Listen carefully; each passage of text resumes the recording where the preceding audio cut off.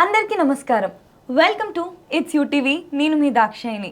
ప్రస్తుతం మనతో పాటు ఉన్నారు ప్రముఖ ఆధ్యాత్మికవేత్త, జ్యోతిష్య వాచస్పతి బ్రహ్మశ్రీ పోతుకుచ్చి చంద్రమౌళి శాస్త్రి గారు.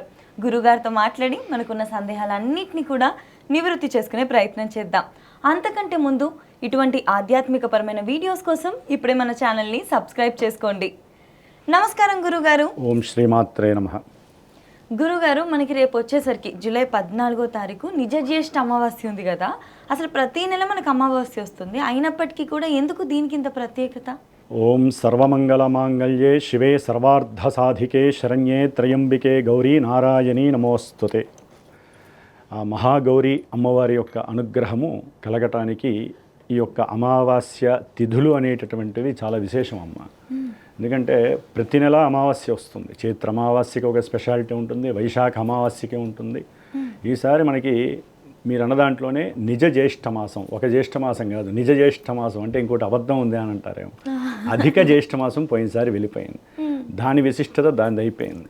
ఇది అసలైనటువంటి నిజ జ్యేష్ఠ మాసం. అంటే మనకి కాలంలో ఒక గ్రహము ఒక రాశి నుంచి ఇంకో రాశికి వెళ్ళేటటువంటి ఆ సందర్భంలో అయ్యేటటువంటి ఆలస్యపు రీత్యా మాసాలలో చాలా తేడాలు వస్తాయి. మనకు ఉండేవి 12 మాసాలే. ఈ సంవత్సరం మరి 13వ మాసం వచ్చినట్టు లెక్క మనకి. మరి ఈ నిజ జ్యేష్ఠ మాసము, జ్యేష్ఠ మాసము అంటే అసలు ఎందుకు వచ్చింది ఈ పేరు? చంద్రుడు జ్యేష్ఠ నక్షత్రంలో పౌర్ణమి రోజున ఆయన ఉదయించినప్పుడు కలిగేటటువంటి మాసాన్ని మనకి ఋషులు ఏం చెప్పారంటే ఇది జ్యేష్ఠ మాసము అన్నారు. అంటే చిత్తా నక్షత్రంలో ఉన్నప్పుడు చైత్రమాసమని, కృత్తికా నక్షత్రంలో ఉన్నప్పుడు కార్తీక మాసమని, ఇట్లా మాసాల పేర్లు కూడా మొత్తము అంతరిక్షంతోనే సంబంధం పెట్టుకున్నారు మన వాళ్ళు ఋషులు. సూర్యుడు చంద్రుడు తల్లి తండ్రులు వీళ్ళిద్దరి వల్లనే మన భూమిలో ఉన్నటువంటి ప్రతి జీవరాశి కానీ జీవాలు కానీ హ్యాపీగా బతుకుతున్నాయి వారి యొక్క శక్తితో, కిరణపు శక్తితో. మరి ఈ అమావాస్య అనేటటువంటిది దేనికి ప్రతీక? దాదాపుగా మనిషి యొక్క మనసుని పూర్తిగా లొంగ తీసుకునేటటువంటి ప్రయత్నము, కాలం. అంటే మనం కాలంలోనే ఉన్నాం. ఈ అమావాస్య రోజున మనం పంచేంద్రియాలని నిగ్రహించుకోకపోతే ఎన్నో రకాలైనటువంటి వికారాలు మనసుకి సంక్రమిస్తాయి, ఒక వ్యాధిలాగా. అంటే శరీరానికి వ్యాధి తగలటం వేరు, మనసుకి వ్యాధి తగలటం అనేది ఎక్కువ ఈ అమావాస్య రోజునే జన్మిస్తూ ఉంటుంది. ఆ యొక్క వ్యాధులన్నీ మనసుకి వ్యాధి ఏమిటి అంటారేమో. ఇప్పుడు ప్రతి మనిషి కూడా ఆహ్లాదంగా ఉండాలన్నా విషాదంగా బతకాలన్నా మనసే ప్రధానం. అవును గురుగారు. తింటాడు, తినటం మాత్రమే అందరూ చూస్తారు, కానీ వాడి నోట్లోకి ముద్ద వెళ్తుందేమో కానీ మనసంతా వికారంగా ఉంటుంది. ఏవో ఆలోచనలు, బిజినెస్ మైండెడ్ ఆలోచనలు, వ్యాపార నష్టాల గురించి కావచ్చు, లేకపోతే భార్యాభర్తల మధ్య ఇంట్లో సరిగ్గా లేక ద్వేషపూరితమైనటువంటి వాతావరణం ఉన్నా, లేకపోతే పిల్లల గురించి అధికంగా ఆలోచిస్తూ, తల్లిదండ్రుల యొక్క ఆరోగ్యం గురించి ఆలోచిస్తూ, లేకపోతే వీరికి ఉన్నటువంటి కొన్ని ఆంతరంగిక విషయాల గురించి ఆలోచిస్తూ, అంటే లోపల ఏం జరుగుతుందో ఎవరికి తెలియదు, ఒక్క కాలానికే తెలుస్తుంది. ఆ కాలంలో ముఖ్యంగా అమావాస్య మనకు ఉన్నటువంటి చంద్రకళలు 15+15 30 కళలు. వాటిల్లో అమావాస్య పౌర్ణమి. అమావాస్య ఏంటంటే మనసుని కాలంలో, అంటే ఒక నిషీధమైనటువంటి రాత్రిలో ఏ విధంగా అయితే భయం ఉంటుందో అమావాస్య అంటే ప్రతి మనిషికి భయంగానే ఉంటుంది. ఎందుకంటే అమావాస్యకి అధిపతి ఒక రకంగా శని భగవానుడు. శని అంటే అందరికీ భయమేగా. ఆయన కర్మల్ని సవ్యం చేస్తాడు, ఆయన ఇచ్చేది కర్మల్ని ఇంకా పరిపూర్ణత చేసి పరిపక్వతని ఇస్తాడు. కానీ అమావాస్య అట్లా కాదు, మన మనసుతో చేయకుండా ఎన్నో పనులు చేపిస్తూ ఉంటుంది. కొంతమంది శనివారాలు పుట్టినా, కొంతమంది పురుషులు కానీ స్త్రీలు కానీ, ఇక్కడ భేదమే ఉండదమ్మా. కాలానికి పురుషులు స్త్రీ అని భేదమే ఉండదు. ఎవరు అమావాస్య రోజు పుట్టినా కూడా అది కాస్త విభేదంగానే ఉంటుంది, ఇబ్బందిగానే ఉంటుంది ఆ ఇంట్లో వాళ్ళకి. కొంతమంది ఏంటంటే కలిసి వచ్చింది అమావాస్య ఆడపిల్ల పుడితే అంటారు. అమావాస్య రోజు ఆడపిల్ల పుడితే కలిసి వచ్చింది అనేది ఒకానొకప్పుడు ఏంటంటే లేనిపోని ఏదైనా ఇబ్బందులు వస్తే మొత్తం ఆ అమ్మాయి మీదకి వెళితే పెళ్లి చేసుకునే వాళ్ళు పెళ్లి చేసుకోరు అమ్మాయిలని. ఒకప్పుడు ఉన్నటువంటి పరిస్థితి ఏంటంటే అబ్బాయిలది రాజ్యంగా ఉండేది కాబట్టి అమ్మాయిల్ని పెళ్లి చేసుకోవాలంటే అమావాస్య రోజు పుట్టింది ఇవన్నీ చెప్పుకునేవాళ్ళు, జాతక పర్యవేక్షణ ఉంటుంది కదా. మరి అమావాస్య పుట్టిందంటే వీళ్ళకి భయం వేస్తుందని చెప్పి అమావాస్య అమ్మాయి పుట్టింది కాబట్టి లక్ష్మీప్రదం అని చెప్పి పెళ్ళిళ్ళు జరిగేవి. సరే, ఇప్పుడు అమావాస్యలతో పని లేదు స్త్రీమూర్తులకి. ఏ రోజు పుట్టినా కూడా స్త్రీలు దుర్గాదేవి యొక్క అంశాలతోనే ఉన్నారు అందరూ కూడా, కోపం వచ్చినా ఇబ్బంది వచ్చినా. కాబట్టి మరి ఈ అమావాస్య రోజున శనితో పాటుగా పితృదేవతలకు కూడా చాలా విశేషమైనటువంటి రోజు. జ్యేష్ఠ అమావాస్య అన్నారు కదా, జ్యేష్ఠాదేవికి ఇష్టమైనటువంటి అమావాస్య ఇది. అంటే జ్యేష్ఠాదేవి ఎవరు? లక్ష్మీదేవి యొక్క సోదరి. అవునా? లక్ష్మీదేవి కటాక్షాన్ని ఇస్తుంది. కానీ కొన్ని శాస్త్రాల్లో అమ్మ జ్యేష్ఠాదేవికి సంబంధించినటువంటి మంత్రాలు కూడా ఉన్నాయి. ఆ మంత్రాలను ఎవరైతే ఈ అమావాస్య రోజులు కానీ, జ్యేష్ఠ నక్షత్రం నెలలో ఒక రోజు వస్తూ ఉంటుంది, ఆ నక్షత్రం వచ్చినప్పుడు కానీ, జ్యేష్ఠ నక్షత్రానికి సంబంధించినటువంటి జన్మించిన వాళ్ళు ఉంటారు కదా, చంద్రుడు జ్యేష్ఠలో ఉన్నప్పుడు వాళ్ళు కానివ్వండి, లేకపోతే వివాహాలు త్రిజ్యేష్ఠలు అని ఉంటూ ఉంటారు. అబ్బాయి జ్యేష్ఠ, అమ్మాయి జ్యేష్ఠ, వాళ్ళిద్దరూ ఒకే నక్షత్రమైన, ఇద్దరు ఇంటికి పెద్దవాళ్ళైనా జ్యేష్ఠ మాసంలో పెళ్ళిళ్ళు కావు, వాళ్ళ ముగ్గురు అలా ఉంటే జ్యేష్ఠమాసంలో వివాహం చేసుకోకూడదు అంటారు, చూసారా? అట్లా జ్యేష్ఠపుత్రుడు కానీ జ్యేష్ఠపుత్రిక కానీ ఎవరైనా సరే ఇలా జ్యేష్ఠమాసంలో వచ్చినప్పుడు కానీ, లేకపోతే అమావాస్యలు వచ్చినప్పుడు కానీ, పెద్దవాళ్ళు కానీ ఇంటికి జ్యేష్ఠాదేవికి సంబంధించినటువంటి మంత్రాన్ని వాళ్ళు గనక ఇన్నిసార్లు అని చెప్పి జపిస్తే వాళ్ళకి జ్యేష్ఠాదేవి యొక్క అనుగ్రహం కలుగుతుందని ఒక శాస్త్రం చెబుతోంది. మరి ఇంత అమావాస్య తిథుల్లో మనిషికి మనసంతా కూడా అపవిత్రం అయిపోతూ ఉంటాయి చాలా వరకు. ఏది అనుష్ఠాన బలం లేక ఎవరైనా సరే అమావాస్య రోజున దేవుణ్ణి ప్రార్థన చేయకపోయినా, ఒకవేళ దేవాలయానికి వెళ్ళకపోయినా, వారంతటా వారు కూర్చొని కాస్త దీపారాధన చేసి దైవత్వాన్ని ఆరాధించకపోయినా వాళ్ళకి ఆ రోజల్లా కూడా మానసిక అప్రశాంతతతో పాటు వారి జాతకంలో ఎక్కడైనా లోపభూయిష్టమైనటువంటి దశలు అంతర్దశలు జరుగుతున్నాయనుకోండి, సపోజ్ వాళ్ళు అమావాస్య రోజే పుట్టారనుకోండి, ప్రతి అమావాస్యకి వాళ్ళకి మానసికంగా చాలా ఇబ్బందులు కలుగుతూ ఉంటాయమ్మ. అందుకని అమావాస్య రోజు ఏం చేస్తారు? ఉదయాన్నే పెందరాడే లేవాలి, సూర్యోదయానికి ముందే లేవాలి వాళ్ళు. సూర్యోదయం కొంతమంది అమావాస్య ఈ టైంలో వెళ్ళిపోతుంది, ఈ టైంలో సూర్యోదయానికి ఎప్పుడైతే 48 నిమిషాల వరకు అమావాస్య ఉంటుందో ఆ రోజంతా అమావాస్య కిందే వస్తుంది. కాబట్టి అమావాస్య రోజున ప్రశాంతంగా దీపారాధన, నువ్వుల నూనెతో దీపారాధన చేస్తే మనకి ఆయుష్ పెరుగుతుంది. అనుకున్న పనులు ఆలస్యం అవ్వటానికి ఆ రోజున యాక్చువల్లీ శని వల్లనే ఆలస్యాలు అవుతూ ఉంటాయి ఎక్కువగా, లేదా అమావాస్య పుట్టినటువంటి వాళ్ళకి కూడా ఆ రోజంతా కూడా చిత్ర విచిత్రమైన ప్రేలాపనలు ఆలోచనలు కలుగుతూ ఉంటాయి. వాళ్ళంతా ఏం చేయాలంటే కంపల్సరీ అమావాస్య రోజున దైవారాధన మస్ట్ అండ్ షుడ్గా చేసుకోవాలమ్మా. ఈ నిజ జ్యేష్ఠ అమావాస్య రోజున చేస్తే ఎవరైతే దీపారాధన చేసి ఈశ్వరాభిషేకం ఇంట్లో కానీ బయట కానీ చేసిన మృత్యుంజయ మహామంత్రాన్ని ప్రతి ఒక్కరూ 108 సార్లన్నా సరే అమావాస్య తిథుల్లో జపించాల్సిందే. పొద్దున్నే వాళ్ళ దీపారాధన చేయటం, అది దీపారాధన నువ్వుల నూనెతో చేస్తారా, ఆవు నెయ్యితో చేస్తారా, కొబ్బరి నూనెతో చేస్తారా, కొంతమంది ఉంటారు ప్రాక్టికల్గా వాళ్ళకి ఎవరైనా ఇబ్బందులు క్షోభ పెడుతూ ఉంటే ఎవరో మాలాంటి గురువులు చెప్తూ ఉంటారు కదా, వేప నూనెతో చేయండి, ఆముదంతో చేయండి. అట్లా చేసినా కూడా ఒకటమ్మా, ఏ నూనె అనేది కాదు, మన మనసు ప్రధానం, మనకున్నటువంటి సంకల్పం ప్రధానం. కాబట్టి ఆ సంకల్పం చెప్పుకొని అమావాస్య తిథి దోష నివారణార్థం, సంపూర్ణ శారీరక ఆరోగ్య ప్రాప్త్యర్థం, మానసిక వృద్ధ్యర్థం, సకల కార్య దిగ్విజయ లాభానుగ్రహ సిద్ధ్యర్థం. అంటే మేమంటే మా భాషలో చెబుతాం, ఈశ్వర భాషలో, కానీ మిగతా వాళ్ళు ఏంటంటే వాళ్ళకి సంబంధించిన కోరికలు. నాయన మాకు ఆలస్యం అవుతున్నాయి ప్రతి కార్యక్రమము, అది వివాహమా, ఉద్యోగమా, లేకపోతే అనారోగ్యం. అమావాస్య ఏంటంటే అమ్మ అనారోగ్యాలకి మూల కారణం. శాస్త్రంలో ఏముందంటే అమావాస్య రోజున ఏదైనా ఒక రోగం వచ్చిందనుకోండి, అది తొందరగా తగ్గదు. అంటే ఒక జ్వరం వచ్చినా మనల్ని కాస్త పీల్చి పిండేస్తూ ఉంటుంది, తిరిగిన చోటకే డాక్టర్ల దగ్గరికి తిప్పుతూనే ఉంటుంది. అంటే అమావాస్యకి ఏంటంటే నెగిటివ్ ఎఫెక్ట్ ఎందుకు వస్తుందంటే అమ్మ, సూర్యుడి కిరణాలు చంద్రుడి మీద పడవు. భూమికి కింద భాగంలో ఉంటాడు చంద్రుడు. సూర్యుడు యొక్క కిరణాలు పడకపోతే చంద్రుడంతటి వాడికే కళలన్నీ నిర్జీవం అయిపోతాయి. జీవత్వం ఉండాల్సిన కళలు నిర్జీవం అయిపోతాయి. మరి మనిషి యొక్క మనసుకి, లేకపోతే మన చుట్టూ మనలో ఉన్నటువంటి దేహంలో నీరు ఉంటుంది కదా, మరి నీటికి కారకుడు ఎవరు? చంద్రుడు కదా. ఒక మనిషి ఇంకో మనిషితో కమ్యూనికేట్ చేయాలన్నా, ఒక మనిషి మనసుతో పనిచేస్తాడు, శరీరంతో ఎప్పుడు పనిచేయడు, గుర్తుపెట్టుకోండి. వాడు మూటలు మోసేవాడైనా సరే మనసులో ఈ రోజు నేను మూటలు మోసి సంపాదించాలంటేనే వాడు మూటలు మోస్తాడు. అంతేగాని ఈ మనసులో ఏమనుకోకుండా నేను టీవీ చూడాలనుకున్న మూటలు ఎవడు మోయడు కదా. అట్లాగే ఎవడైనా సరే, అది మన మనుషుల్లో ఎవరు ఏ వృత్తి ఉద్యోగ ధర్మాలు అవలంబించే వాళ్ళైనా మనసు మీదే ఎక్కువ జీవితం ఆధారపడి ఉంటుంది. ఆ మనసుకి కారణభూతుడైనటువంటి చంద్రుడు, మాతృ సమానుడైనటువంటి చంద్రుడు ఎప్పుడైతే బలహీనంగా ఉంటాడో అమావాస్య రోజున, వారు కంపల్సరీ దేవి శక్తి కోసము, అంటే చంద్రుడికి అధిష్టాన దేవత అమ్మవారు, లక్ష్మీ కోసం వ్యాపారం గురించి వృద్ధి చెందాలనుకోండి, శ్రీ సూక్త జపాలు చేయించడం, లేకపోతే అమ్మవారికి సంబంధించినటువంటి కనకదార స్తోత్రాన్ని ఒక 11 సార్లు వాళ్ళు వినటం లేకపోతే జపించటం, లేకపోతే లక్ష్మీ సహస్రనామంతో అమ్మవారికి చక్కగా తామర పూలతో అర్చన చేయటం లక్ష్మీదేవికి. అట్లాగే ఆవు నెయ్యి కానీ దీపారాధన, నువ్వుల నూనె కానీ దీపారాధన చేయటం, మంచి సుగంధభరితమైనటువంటి అగరబత్తీలు వెలిగించినా పర్వాలేదు, ధూప్ స్టిక్స్ అని ఉంటాయి మంచిగా, అలాంటి ధూపం అయినా సరే అమ్మవారికి ఇల్లు మొత్తం వేసి అమ్మవారికి వెలిగించారనుకోండి. అమావాస్య రోజు చేసే పూజ దేనికోసం అంటే అమ్మ ముఖ్యంగా మన యొక్క మనస్సుని వృద్ధి చెందటం కోసం. మనసుకి పట్టినటువంటి కొన్ని పీడలు ఉంటాయి. అట్లాగే కొంతమంది రోడ్ల మీద నిమ్మకాయలు దాటడమో లేకపోతే ఏదైనా ఎండుమిరపకాయలు దాటడమో దిష్టి నీళ్ళు పోస్తూ ఉంటారు. అవన్నీ కూడా ఈ అమావాస్య రోజుల్లో ఎక్కువగా చేస్తూ ఉంటారు. కోడిగుడ్లు వేయటము, పగలగొట్టడము, కొబ్బరికాయలు కూడా పగలగొట్టి వేయటము. ఇట్లా దయచేసి ఎవరూ కూడా రోడ్ల మీద, నడి రోడ్డు మీద ఎవరూ వేయకండి. సపోజ్ మీకు సంబంధించిన వాళ్ళు కావచ్చు, మీ పిల్లలు కావచ్చు, ఆడుకుంటూ కానీ బండ్ల మీద కానీ కార్ల మీద కానీ ఆ నడి రోడ్లోంచి వచ్చారే అనుకోండి, ఆ దోషం మీ వాళ్ళకి రాదా? ఎప్పుడూ కూడా దిష్టి తీసుకోవాలమ్మా, దిష్టి తీయొద్దనట్లేదు.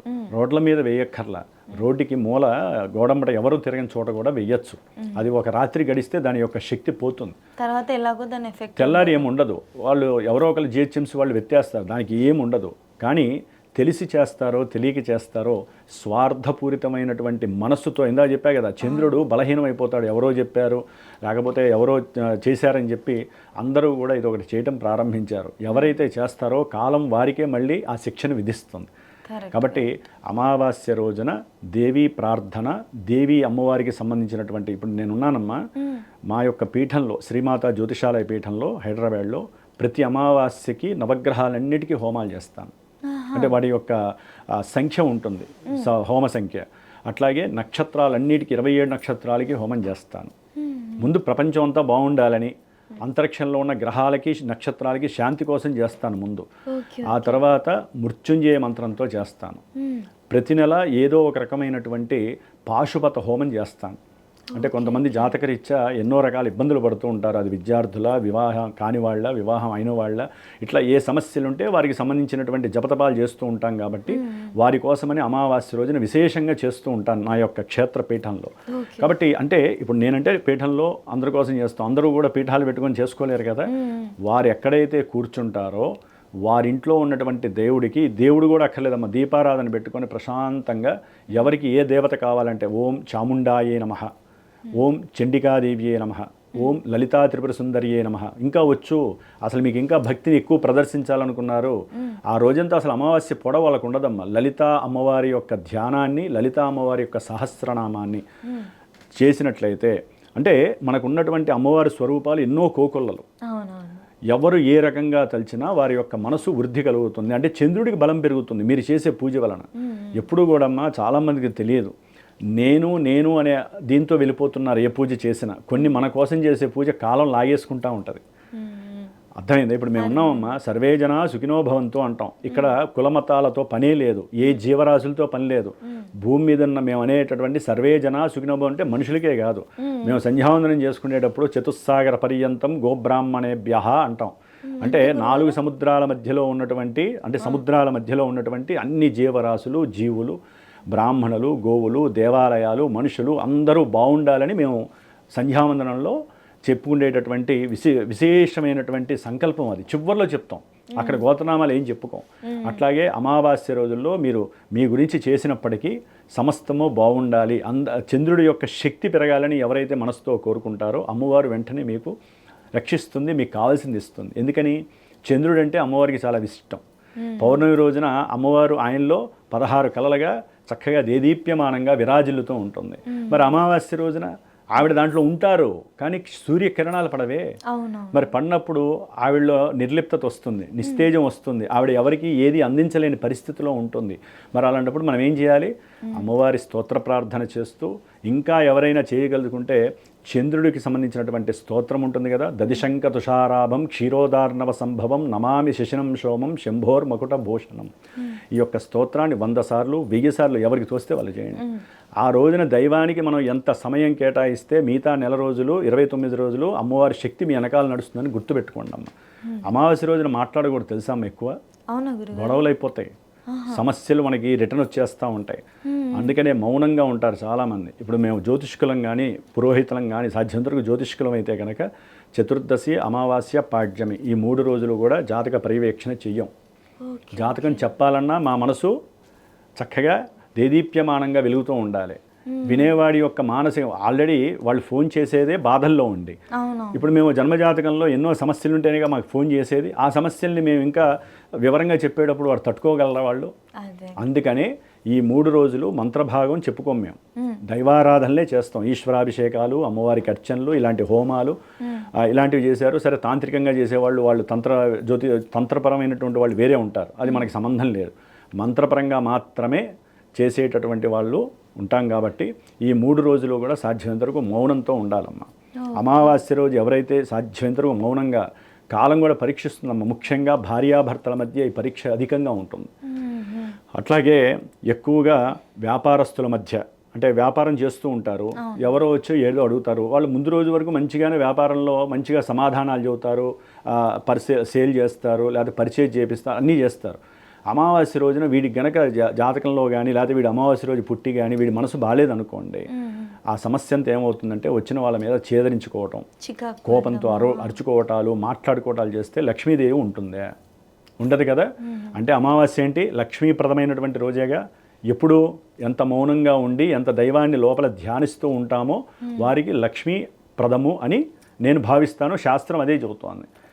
ఇంకొంతమంది ఉంటారమ్మా, అమావాస్య రోజున ఎవరైతే కొంతమంది ఇళ్లల్లో పెద్దవాళ్ళు గతిస్తారో, తల్లిదండ్రులు లేకపోతే వారికి సంబంధించిన వాళ్ళు ఎవరైతే గతిస్తారో వారి పేరు మీద వారి ఇళ్లలో పూజారి గారిని పిలుచుకొని అమావాస్య రోజున, ఒక అమావాస్యను లేదమ్మా, మనం ఏదో దసరాల ముందు అమావాస్యలు, పెద్ద అమావాస్య అంటారు కదా, పితృకార్యాలు ఆచరించడంలో అమావాస్య విశిష్టమైనటువంటిది. ఎందుకని? పౌర్ణమి దేవతలకి ప్రధానం, అమావాస్య అనేటటువంటిది పితృదేవతలకి ఇష్టమైనటువంటి రోజులు. వాళ్ళు ఎదురు చూస్తూ ఉంటారట పైనుంచి, వాళ్ళకు లోకం ఉంటుందమ్మా. ఆ లోకం నుంచి వాళ్ళ డిఎన్ఏ ఉంటుంది కదా, వాళ్ళ గోత్రికులు, ఆ గోత్రాలు మనం దేవుడికి ఎట్లా చెప్పుకుంటామో చేసేవాళ్ళు కూడా వాళ్ళ గోత్రాలు చెప్పుకొని వాళ్ళకి శాశ్వత మోక్ష ప్రాప్త్యర్థం, పుణ్యలోక ప్రాప్త్యర్థం, వైకుంఠ ప్రాప్త్యర్థం, శివ సాన్నిధ్య ప్రాప్తి ఎవరికి కావాలంటే వాళ్ళు. కొంతమంది ఇళ్లలో వైకుంఠం కలగాలని కోరుకుంటారు, కొంతమంది ఇళ్లలో శివ సాన్నిధ్యం కలగాలని కోరుకుంటారు. ఏది కోరుకున్నా అమావాస్య రోజున ఎవరైతే గతించినటువంటి పెద్దలకి వాళ్ళ ఇళ్లలో చేసినా, లేకపోతే నదీ ఒడ్డును కూర్చొని కూడా కొంతమంది చేస్తారు. ఒకటమ్మా, పిండ ప్రదానాలు సంవత్సరానికి ఒకసారి తద్దిన రూపకంగా చేసేది వేరు.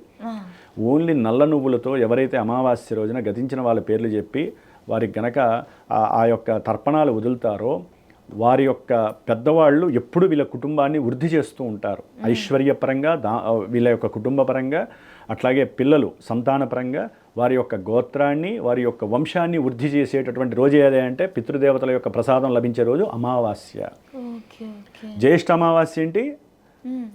దరిద్ర బాధలన్నీ తొలగించేటటువంటి అమావాస్య జ్యేష్ఠ అమావాస్య. జ్యేష్ఠాదేవి జ్యేష్ఠమాసానికి అధిష్టాన దేవత అయితే అమావాస్యకి అధిపతి శని భగవానుడు. వీరిద్దరూ భార్యాభర్తలు. జ్యేష్ఠాపత్ని సమేత శ్రీమశ్శనైశ్చర స్వామి దేవతాయ నమః అంటాం. మరి ఈ అమావాస్య, జ్యేష్ఠ అమావాస్య రోజున మరి ఈసారి మనకి వచ్చేటటువంటి 14వ తేదీ మంగళవారం. రుణబాధలు ఎవరికైతే ఉన్నాయో వారు, అట్లాగే ఎక్కువ ప్రమాదాలు జరుగుతూ ఉంటాయి. ప్రమాదాలు ఒకరి తర్వాత ఒకరికి వాళ్ళ ఇళ్లలో జరుగుతూ ఉంటాయి అమ్మ చాలామందికి. కొంతమంది గతిస్తారు కూడా ప్రమాదాల్లో, అంటే అంతటి ఎఫెక్షన్ ఉంటుంది. పితృశాపాలు అంటారు, అట్లాగే దేవతా శాపాలు, గురు శాపాలు, స్త్రీ శాపాలు, సర్పశాపాలు, ఇవన్నీ కూడా పెద్దలకి ఎవరైతే వదులుతారో పితృతర్పణాలు అమావాస్య రోజున వాళ్ళకి ఇవన్నీ పోతాయి. రేపు వచ్చే మంగళవారం అమావాస్య రోజున ఎవరైతే దేవీ పూజ దేవతే, ఈ పూజ పితృదేవతల పూజ మళ్ళీ ఇది చేస్తున్నాం కదా చేయకూడదని ప్రశ్నలు అడుగుతారు. పొద్దున్నే చేయాల్సిన మన ఆరాధన మనం చేయాలి. ఏది లౌకికమైన ప్రపంచంలో మన కుటుంబం ఎటానవ్వాలి కదా. వీళ్ళు మగవాళ్ళకే కదా అధికారం ఉండేది పితృదేవతలకు చేయటానికి. ఒకవేళ ఓకే తర్పణాలు మేము చేయలేమండి, కుదరదు అనుకుంటే అట్లీస్ట్ ఆకుకూరలు, కూరగాయలు ఒక 5 రకాలన్నా సరే తీసుకువెళ్ళి దేవాలయంలో అర్చకులు ఉంటారు, ఏదో అర్చకుడు, ఇప్పుడు మంగళవారం ఉంది హనుమంతుడికి ఇవ్వండి, లేకపోతే సుబ్రహ్మణ్య స్వామి దేవాలయంలో ఉంటారు కదా వాళ్ళని ఇవ్వండి, లేకపోతే మీ ఇంటికి పిలిచి బ్రాహ్మడికి ఇవ్వండి దగ్గరగా ఉంటే ఎవరన్నా. అంటే బ్రాహ్మడికి వస్త్రం పెట్టి ఎవరైతే స్వయంపాకం ఇస్తారో ఇచ్చేటప్పుడు కూడా సంకల్పం చెప్పుకోవాలమ్మా. అస్మిన్ దినేనా అమాయాం పర్వదిన కాలే పుణ్యదిన కాలే, శుభకాలే కాదు పుణ్యదిన కాలే మమ పితృపితామహానాం ప్రపితామహానాం మోక్ష ప్రాప్త్యర్థం అని చెప్పి ఇట్లా చెప్పుకోవాలి. ఆ బ్రాహ్మడు చెబుతాడు యాక్చువల్లీ. మీరు చెప్పాలి ముందు బ్రాహ్మడికి. చెప్తే ఆయన చక్కగా చెప్పిన తర్వాత ఆయనకి ఇచ్చారంటే పితృదేవతలు ఆయన ద్వారా మిమ్మల్ని ఆశీర్వదిస్తారు. ఒకటమ్మ, దేవతలకి పితృదేవతలకి ఎవరికైనా సరే మధ్యవర్తి ఎవరై అంటే బ్రాహ్మణుడు. అందుకనే బ్రాహ్మణుడు సంధ్యోపాసన చేస్తూనే ఉంటాడు. దాని ద్వారా సూర్యుడు మధ్యలో ఉన్నటువంటి మూల బిందువు అమ్మవారి యొక్క అనుగ్రహం బ్రాహ్మణ మీద ఎప్పుడూ వర్ధిల్లుతూ ఉంటుంది. అందుకనే ఇతని యొక్క తేజస్సు ఎవరి మీద అయితే పడుతుందో, ఈ నక్షత్రాలు వీళ్ళ ద్వారా ఎవరి మీద అయితే పడతాయో ఆ బ్రాహ్మడి యొక్క శక్తి అంతా వారికి లభిస్తుంది. బ్రాహ్మడికి శక్తి పోతుంది కదండి అంటారు మళ్ళీ కొంతమంది. ఎప్పటికప్పుడు పునః అతని యొక్క అనుష్ఠాన బలము దేవి సంధ్యా వందన అంటే కొంతమంది 3 పూట్ల చేసేవాళ్ళు ఉంటారు. ఉదయం పూట ఒక్క పూట అయినా, లేకపోతే ఓం భూర్భువస్సువ మంత్రాన్ని ఒక్కసారి చదివినా ఆ అమ్మవారు బ్రాహ్మణ్ణి ఆవహిస్తుంది. అంటే ఎప్పటికప్పుడు శక్తిని ఉద్భవింపజేస్తుంది. అందుకనే బ్రాహ్మణుడు ఎంత ఆశీర్వదించినా వీడికి ఏం కాదు, అవతల వాడికి లాభము, వీడికి ఇంకా తేజస్సు పెరుగుతుంది. బ్రాహ్మడు ఒకటే కోరుకుంటాడమ్మా, తేజస్సే వాడి ఐశ్వర్యము, యశస్సే వాడికి లోకంలో కమ్యూనికేషను. ఈ రెండూ ఉంటే చాలు బ్రాహ్మడికి. కోట్లు ఏ బ్రాహ్మడు కూడా అడగడు దేవుణ్ణి, నాకు తెలిసి. కాబట్టి ఎవరైతే బ్రాహ్మణ్ణి అమావాస్య రోజున ఈ విధంగా సత్కరిస్తారో వారికి పితృదేవతల యొక్క అనుగ్రహం కలుగుతుంది. గురుగారు, ఇప్పుడు రేపు ఎవరైతే ఇది వీడియో చూస్తున్నారో పితృకార్యాలు కుదిరినంత వరకు చేయాలి, దైవారాధన. ఇంకా కుదిరితే ఆ రోజంతా మౌనంగా ఉంటూ అమ్మవారిని ధ్యానం చేసుకోవడము, ఆ స్తోత్రాలను చదువుకోవడం చేయాలి అన్నారు కదా. ఇంకా ఉపవాసం లాంటివి కూడా ఏమైనా చేయాలా? ఉపవాసం అనేది ఆరోగ్యాన్ని బట్టి ఉంటుందమ్మా. కొంతమంది ఉండగలిగే ఓపిక ఉంటుంది, ఉండలేని ఓపిక ఉంటుంది. ఈ మీరు ఉపవాసం అన్నారు కదా, ఆల్రెడీ దేవుడికి దగ్గరగా ఉంటారు అని అర్థం. ఉపవాసం అంటే దేవుడికి దగ్గరగా ఉండటం. యాక్చువల్లీ ఉపవాసం ఎందుకు ఉండాలంటే ఈ రోజున అమావాస్య, మీరు మంచి ప్రశ్న అడిగారమ్మా.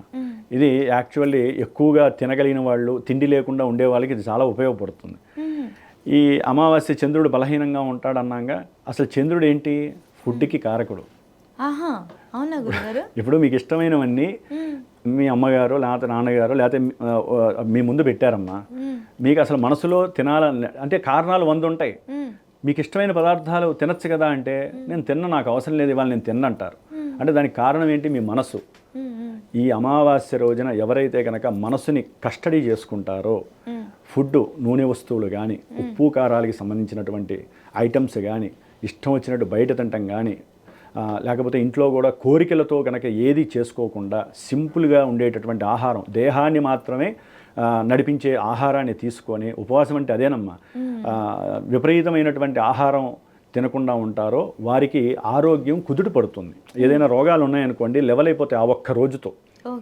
ఎందుకంటే చంద్రుడు బలహీనంగా ఉన్నప్పుడు మనం కూడా కడుపు మార్చుకోవాలి. ఆయన ఆల్రెడీ బలహీనంగా ఉన్నప్పుడు కోరికలను కూడా మనం అదుపులో ఉంచుకోవడం వల్లే కదా ఆయన సంతోషపడతాడు. అరే, నాకెటు సరైనటువంటి కిరణాలు పడట్లేదు, సూర్యుడి కిరణాలు, కాబట్టి నా కోసం వీళ్ళు ఉపవాసం ఉంటున్నారు అంటే అమావాస్య రోజున, కాబట్టి నేను రేపు మళ్ళీ విధేయ నుంచి వీళ్ళకి ఎన్నో రకాల శక్తులు వీళ్ళ మీద ప్రసాదిస్తాను.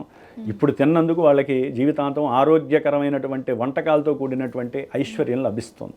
కాబట్టి ఎవరిళ్లల్లో ఈ అమావాస్య రోజున గొడవలు పడద్దు, పోట్లాట్లకి దిగద్దు, డబ్బులు అప్పు ఇవ్వద్దు, అప్పిచ్చిన వాళ్ళని కూడా ఎవరు అడగద్దాం అమావాస్య రోజున, గొడవలు అవుతాయి కదా.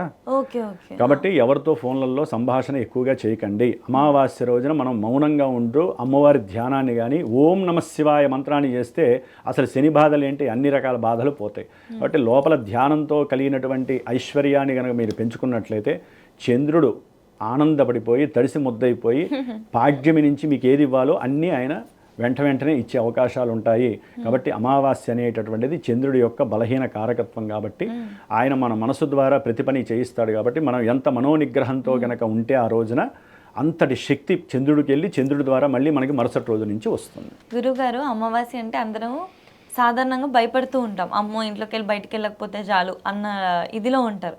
కానీ ఈ రోజుని కరెక్ట్గా సద్వినియోగం చేసుకోగలిగితే ఎంత చక్కగా వాళ్ళకి ఆర్థిక బాధలు పోతాయని చెప్పారు.